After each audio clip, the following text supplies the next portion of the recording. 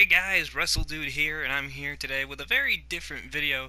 Now, I was thinking about this whole indie game called Hello Neighbor, and something about it just didn't seem right to me. Something about it, like there was a story behind it, and looking at the main antagonist, or protagonist, as some people like to see it that way, the neighbor. I thought he looked kind of familiar in some ways, so I kind of looked back on it, and I've put together this theory, and I know it probably is not true at all, but like I said, it's a theory. It's a theory about a video game. If only there was a catchphrase for that. But we're going to get into this theory, and my theory is that the neighbor from Hello Neighbor is the same person as Bray Wyatt from the WWE. So we're going to get into why I think this and the clues that sort of lead me down this path trying to piece the game to this character from WWE. So here we go. So the biggest thing about both, well, not the biggest thing, but the first thing that I want to point out is that both Bray Wyatt and the neighbor both live in this very secluded, or, well, not really secluded, but this very odd and, like, outstanding house. Bray Wyatt, he lives in his Wyatt compound, or on his vacation days, he goes to the House of Horrors sometimes, and the neighbor obviously has, I would say, his final build from the beta games. I would have to say that was his final house, the one with the roller coaster and the windmill on top. And there have been, or at least I think, in some of the vignettes for when Bray Wyatt was about to debut, um, he had a windmill on top of his house. I know it wasn't a big one, but I mean, it was a windmill nonetheless.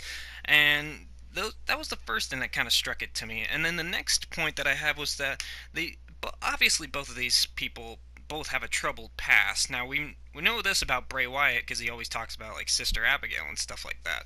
Now the neighbor, his backstory is still kind of convoluted, but several YouTubers and theorists have basically pieced together something has happened in his past to where it gave him this traumatic experience. Now he's doing all this crazy stuff, building this flamboyant house. Some people, I think, have been using the ghost method on the game to go around and explore the map, and there has been a pond off over on a far side of the map where you can see a crashed pizza truck into a pond. So maybe somebody that he knew crashed that pizza truck. There's also builds for a police station and a hospital that is very detailed, so perhaps the neighbor has a traumatic experience with whoever was in that pizza truck crash. They went to the hospital. He had a traumatic experience. He lost somebody important, probably a family member, like a wife or a child, or maybe both. And then he got into this crazy persona and stuff like that, started acting weird and building this crazy house and stuff. Now, in the grand scheme of things, where my theory comes in for Bray Wyatt is that it really puts a darker tone on the entire game. So, if this is Bray Wyatt's kind of origin story in video game form, then that would mean that Bray Wyatt obviously now lives in this area. But if you guys remember, there are still other buildings around, and if you peer off over on the neighbor's house, you will see the build for a church. And as we all know, Bray Wyatt, he looks up to a higher figure, much like many people believe that the neighbor looks up to a higher figure. The biggest theory going around is that he works for the devil himself, which kind of does tie into sort of some of Bray Wyatt's stuff that he does. Like, he basically puts his signature pose is like him with his arms outstretched, much like the Jesus Christ on a cross. And he also always I mean, his whole finisher is called Sister Abigail. Now, many people were thinking that it was actually relating to his actual sister or a sibling that he had, or some people have speculated that it was a sister as in a nun, somebody that he probably knew from a church. And like I said, looking off from the neighbor's house, overlooking his house is a church. And going to the church, really nothing special. I mean, there's a shout out to Greenhouse, which is the person that does like all the all the editing for the game to where like you can ghost through walls and stuff and like pause the neighbor, change his size, change your speed, make you fly, stuff like that, just to get to places where normally you wouldn't be able to get to. So I'm thinking, what if, in this sense, where Bray Wyatt is our neighbor, that he was at this church, um, and somewhere down the line, he lost this sister Abigail, and it drove him so mad that he would move not too far away from the church because he wanted a place to always remember his dear sister Abigail, and he's has been trying. It's sort of following the same formula as some of the other theorists have said, that he's made a deal with the devil trying to bring back someone that he cares about. People have said that it's his wife and kids. Other people have said it's somebody else, like his lover that you see in the picture with him, doing that "Stop Judas, das gay" meme kind of thing. For me, I think it's Sister Abigail that he's trying to bring back, and thus, in order to do that, he needs more people for his following. So he does take the hostages and he puts them in the basement, trying to convert them into being a part of his cult or his family, and thus that explains why there are voices down in the basement. And basically, like another theorist said, the game theorist, obviously, if you don't know who that is, why are you even watching this one? But he pointed out that when you're going down the stairs, you hear noises, and one of the noises that you hear is someone screaming Bray Wyatt, one of Bray Wyatt's signature catchphrases, "Run." And that could just mean that he's telling all of the people that are with him to run, or he's just repeating something that he heard from somebody that's taken him in and he's seen as like his higher up, Bray Wyatt, and he's saying all these mantras that Bray Wyatt usually says. So both of them really look up to this higher figure. Bray Wyatt looks up to Sister Abigail, who I'm guessing Sister Abigail is some ways involved with what many people are associating with the devil, with the neighbor himself. Also, something that I kind of noticed, and this may not be in any correlation or anything, but in one of the builds, in one of the later builds, there is a gramophone that you can take a golden apple, put in, and it'll teleport you to a part where you are the neighbor, you see this shadow person, and you see a shattered gramophone on the ground, then it sends you back out, and to the left of it, you see a little sign with a big person, arms stretched out wide, and then there are four people like dangling off of the bigger person, and one of them is falling down from the ground. And this kind of made me think of the latest version of the Wyatt family, and I wouldn't count the version with Randy Orton as the latest version of the Wyatt family, just because it wasn't the most complete version that we had. I would go with the one that included Braun Strowman. So really looking at this, we could say that the four people dangling from it, the biggest version of it was, or actually, I take that back. I'm taking back on my own theory. The big person is Bray Wyatt, and his followers are all the people that he had control over: Luke Harper, Eric Rowan, Braun Strowman, and Randy Orton. Now, Braun Strowman technically didn't leave the Wyatt family; he was just separated from them during the draft, so he kind of left on his own accord or under any other circumstances. Randy Orton is the only person to have fallen out of the Wyatt family and gone against the family and beaten Bray Wyatt at WrestleMania to win the WWE Championship in that stupid match with all the projectors and stuff.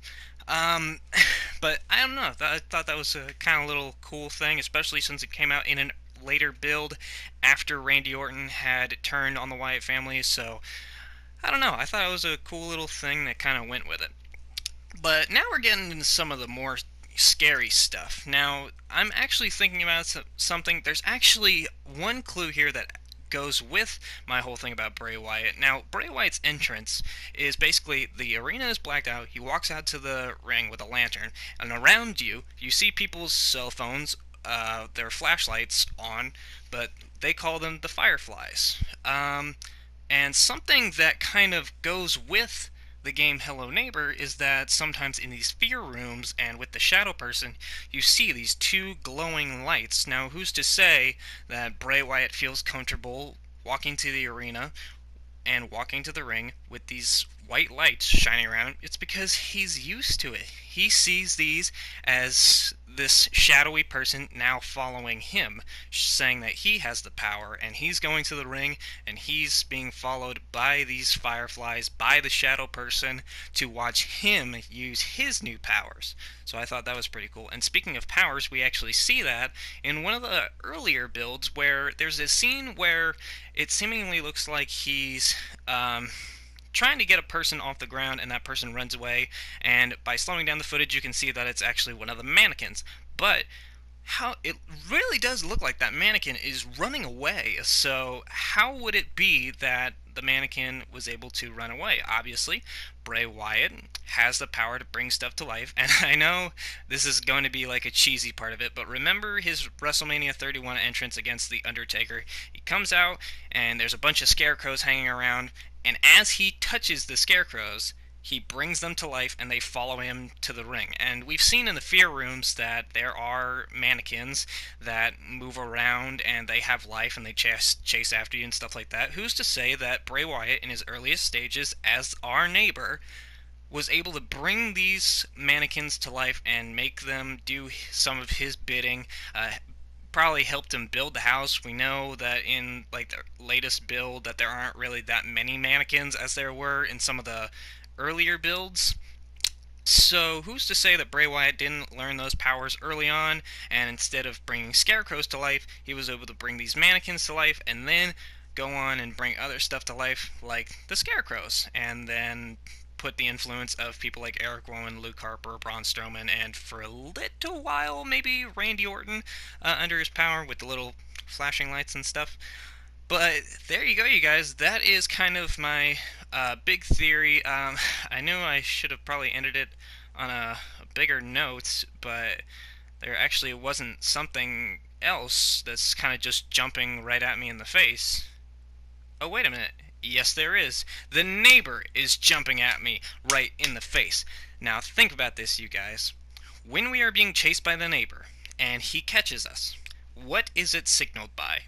It is signaled by that creepy, ominous music, and then, right before the screen goes black, we see the neighbor, his face, close up, and he grabs us. Now, think about this, if you're a WWE fan. Before Bray Wyatt comes to the ring, or attacks somebody in the ring, what do we see? Ominous music being played as stuff flashes in front of the screen, and the last thing we see before the screens go black is Bray Wyatt's face. Now, we could say that this is pulling out thin straws here, and like I said, it's just a little theory that I thought was fun. But it really does point out a case that perhaps Bray Wyatt may have a secret origin story in this indie, I guess, horror strategy game. But there you go, you guys. Those are all the clues that point towards perhaps this is a secret origin story looking back on a past life of Bray Wyatt. Also, I'd like to point out how similar their builds look. I know Bray Wyatt is a whole lot bigger in the stomach, but I mean, people gain weight over time, and I mean, we all know that Bray Wyatt has the tattoos. We never see the neighbor with any tattoos or anything because he's always covered up by his shirt and stuff. So who's to say he's not hiding a couple tattoos under there? But let me know, you guys, did you think this theory was fun? Did you think it was stupid or a waste of time? I just thought it was kind of fun to kind of point out, like, hey, these people have a whole lot of similarities. But let me know in the comment section below. I will see you guys next time. I have been the Wrestle Dude. Don't forget to follow me on all my social media and subscribe to the channel. See you guys.